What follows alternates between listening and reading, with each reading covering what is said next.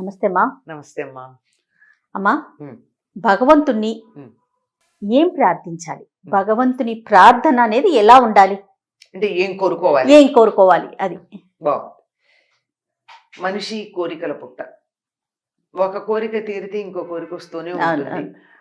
పాము పుట్టలో నుంచి అనేకమైన పాములు వచ్చినట్టుగా మనిషి మనసులో నుంచి కోరికలు అనే పాములు వస్తూనే ఉంటాయి. ఉమ్, కానీ ఏం కోరుకోవాలో తెలియదు. కోరుకోవాలని తెలుసు కానీ ఏం కోరుకోవాలో తెలియదు. చిన్నపిల్లవాడు ఏడుస్తూ ఉంటాడు చూడు, అది కావాలి, అది కావాలి, అది కావాలి, అది ఏమిటో వాడికి తెలియదు. వీళ్ళెంతో విలువైన వస్తువులన్నీ ఇస్తే అదేమీ కాదు. అక్కడ మనం పడేసినటువంటి సబ్బు కార్టనో ఏదో వాడు కావాలని అవును. అడుగుతాడు.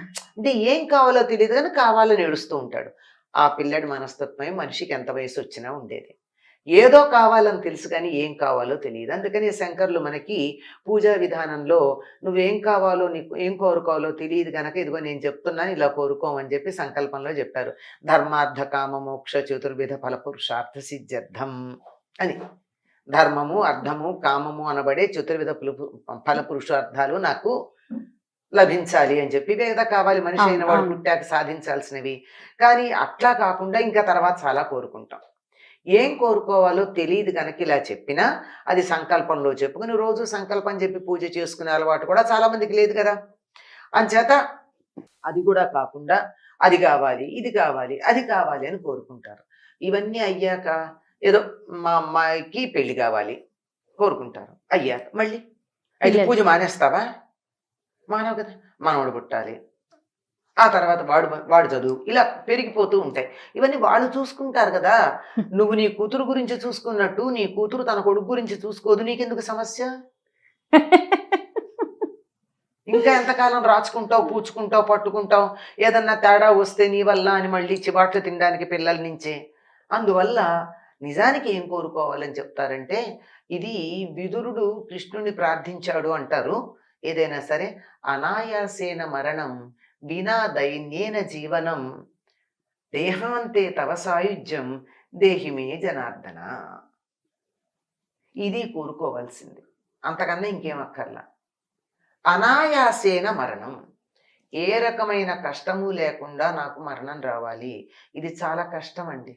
అందులో ఈ కాలంలో నరకయాతన ఇక్కడే పడకుండా శరీరం వదలడం అన్న చాలా తక్కువ మందికి లభ్యమవుతోంది. నరకం ఇక్కడే అనుభవిస్తుంది. అవును, అవును. హాయిగా ప్రాణం వదలడం ఎట్లా? ఉర్వారుకమివ బంధనాన్ మృత్యోర్ముక్షీయమామృతాత్ అన్నట్టు వదలాలి.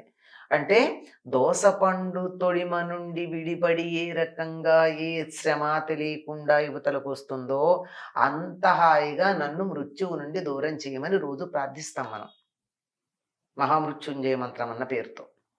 అట్లాంటి మరణం కావాలి అనాయాసంగా. జీవితం అంతా ఎందుకు కష్టపడతామో తెలుసా అమ్మా? సుఖంగా చచ్చిపోవడానికి. కానీ ఎంతమంది గ్రహిస్తున్నామమ్మా ఈ విషయాన్ని? అందుకే ఇది గుర్తు చేస్తున్నారు. రెండోది వినా దైన్యేన జీవనం, ఏ రకమైన దైన్యము లేకుండా బతకడం. అంటే ఆఖరి క్షణం దాకా నేను ఎవరి మీద ఆధారపడకుండా అంటే ఏమిటి? ఆర్థికంగా, శారీరకంగా, ఆరోగ్యపరంగా, మానసికంగా ఏ విషయంలోనూ నాకు నువ్వు సాయం చేస్తావా, నువ్వు నాకు వాళ్ళు తోడుంటావా, నా పక్కన కూర్చుంటావా, నాకు వండి పెడతావా, నా నోట్లో పెడతావా, ఇవన్నీ అడగడమే కదా. అవును, అడిగామంటే దీనత్వం ఉన్నట్టే కదా. ఇవేవి అడగకుండా, అసలు దైన్యం అన్నదే లేకుండా ఆఖరి క్షణం దాకా, ఆఖరి ఊపిరి దాకా నీకు నచ్చినటువంటి పని, నీకు ఇష్టమైనటువంటి పని చేసుకుంటూ హా అని అబ్దుల్ కలాం గారు వదిలేశారే ప్రాణం, అట్లా వదిలేయాలి. ఒక మహర్షి మహాప్రస్థానం అని అన్నాను అప్పుడు నేను అబ్దుల్ కలాం గారి గురించి. ఆయన శరీరం వదిలిన తీరు చూసి మహర్షి అలా వదలగలడు కనుక వినా దైన్యేన జీవనం, ఎప్పటి మీద ఏ రకంగానూ ఆధారపడకుండా హాయిగా బతకడం. దేహాంతే తవ సాయుధ్యం, శరీరం వదిలిపెట్టాక నీతో కలిసిపోవడం. ఇవ్వి నాయన నాకు ఇవ్వాలి అని కోరుకోవాలట. ఇందులో అన్నీ ఉన్నాయా లేదా? అనునిత్యం అమ్మా, అనునిత్యం. ఇప్పుడు వినా దైన్యన జీవనం అన్నప్పుడు నా కూతురు పెళ్లి గురించి, నా కొడుకు ఉద్యోగం గురించి, నా లోను తీరడం గురించి, నా ఇల్లు నిర్మాణం గురించి, ఇవేవి నేను ఎవరి మీద ఆధారపడకుండా, ఎవరిని అడగకుండా, అడుక్కోకుండా జరిగిపోవడం ఉందా వినా దైన్యన జీవనంలో? ఉంది కదా. ఇంకేమిటి కోరుకోవాలి? అనాయాసేన మరణం. ఏ గొట్టాలు సూదులు శరీరంలో లేకుండా అలా హాయిగా ఉన్నట్టుగా చెప్పాక అబ్దుల్ కలాం గారి లాగా చక్కగా నచ్చిన పని చేసుకుంటూ అలా శరీరం వదలడం అన్నది నచ్చినటువంటి సముదాయంలో ఉండి అలా వెళ్ళడం ఉన్నదే ఇది కోరుకోవాలి. ఇది భగవంతుని ప్రార్థించాలి. ఈ విధంగా ప్రార్థించటం అన్నది తప్పనిసరిగా చేయాల్సింది. సంకల్పం చెప్పి పూజ చేసేటప్పుడు ధర్మార్థ కామ మోక్ష చతుర్విధ ఫలపురుషార్థాలని చేయాలి. మామూలుగా ప్రార్థన చేసుకోవాలి. అవేం లేకుండా ప్రార్థన చేస్తే అనాయాసేన మరణం వినా దైన్యేన జీవనం దేహాంతే తవ సాయుధ్యం దేహిమే జనార్దన. అమ్మవారి కూడా అయితే మహేశ్వరి అంటాం అంతే. అలా అదే కావాలని ప్రార్థించుకోవాలి. జీవితం అంతా ఎందుకు కష్టపడతామో తెలుసా అమ్మ? సుఖంగా చచ్చిపోవడానికి. కానీ ఎంతమంది గ్రహిస్తున్నాం గ్రహించట్ల. అందుకే ఇది గుర్తు చేస్తున్నారు. రెండోది వినా దైన్యేన జీవనం. ఏ రకమైన దైన్యము లేకుండా బతకడం అంటే ఆఖరి క్షణం దాకా నేను ఎవరి మీద ఆధారపడకుండా అంటే ఏమిటి? ఆర్థికంగా, శారీరకంగా, ఆరోగ్యపరంగా, మానసికంగా ఏ విషయంలోనూ నాకు నువ్వు సాయం చేస్తావా, నువ్వు నాకు వాళ్ళ తోడుంటావా, నా పక్కన కూర్చుంటావా, నాకు వండి పెడతావా, నా నోట్లో పెడతావా, ఇవన్నీ అడగడమే కదా.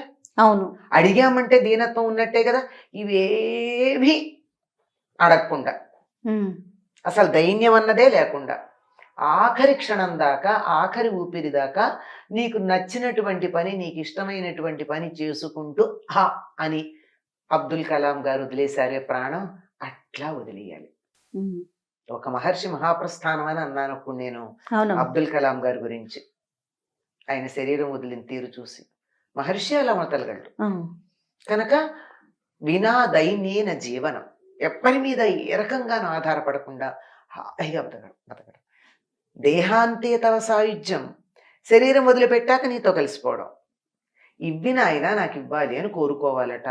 ఇందులో అన్నీ ఉన్నాయా లేదా? అనునిత్యం అమ్మా, అనునిత్యం. ఇప్పుడు వినా దైన్యేన జీవనం అన్నప్పుడు నా కూతురు పెళ్లి గురించి, నా కొడుకు ఉద్యోగం గురించి, నా లోను తీరడం గురించి, నా ఇల్లు నిర్మాణం గురించి, ఇవేవి నేను ఎవరి మీద ఆధారపడకుండా ఎవరిని అడుక్కోకుండా జరిగిపోవడం ఉందా వినా దైన్యేన జీవనంలో? ఉంది కదా. ఇంకేమిటి కోరుకోవాలి? అనాయాసేన మరణం.